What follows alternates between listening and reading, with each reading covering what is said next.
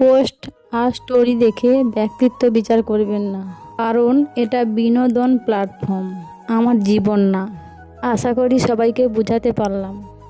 সুপ্রভাত বন্ধুরা, তোমরা সবাই কেমন আছো? আশা করি ভালো আছো। আর তোমাদের ভালোবাসায় আমি অনেক ভালো আছি। আমি ঝুমা, আমার নতুন একটা মিনি ব্লগকে সবাইকে স্বাগত।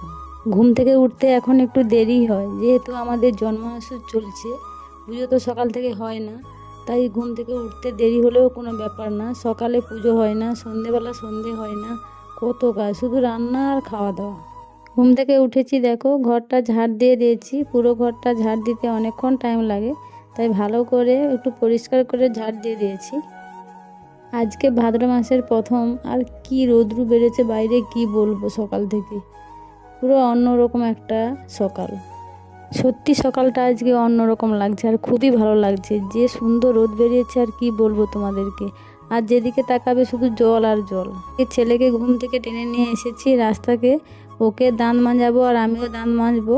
দাঁত মাজতে মাজতে এদিকে দেখো আনারসের কক আনতে চলে এলাম। এটা কিসের জন্য খায় তোমরা কি জানো? এটা কৃমি হলে খেলে খুবই উপকার। ছোটোবেলায় খাইয়েছি, এখন অনেক দিন থেকে খাওয়া হয়নি, তাই আমাদের বাড়ির সামনে আছে বলে আমি তুলে নিয়ে ছেলেকে খাওয়াবো। আর ছেলে নিজে থেকেই বলছে আমি খাবো। এটা খাওয়াবো একদিন নয়, গায়ে গায়ে 3 দিন খাওয়ালে খুবই উপকার।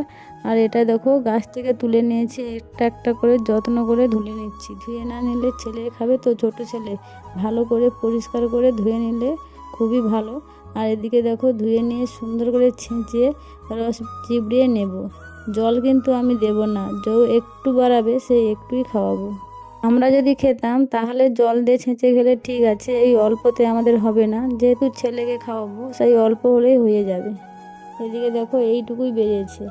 তারপরে ছেলে যেহেতু স্কুল যাবে, তাই ওর জন্য খাবারটা বেড়ে নিচ্ছি। দুধ দেবো না, ছানা আর এই কলা দিয়ে খাইয়ে দেবো। ওকে খাইয়ে দিয়ে তারপরে দেখা যাচ্ছে ওর গায়ে জ্বর জ্বর এসেছে, তাই ও স্কুল আর গেল না, ও বাড়িতেই আছে। ওকে ডাক্তার দেখাতে নিয়ে যাবে। এদিকে দেখো আমাদের জন্য মাছ ভেজেছি, পান্তা খাবো।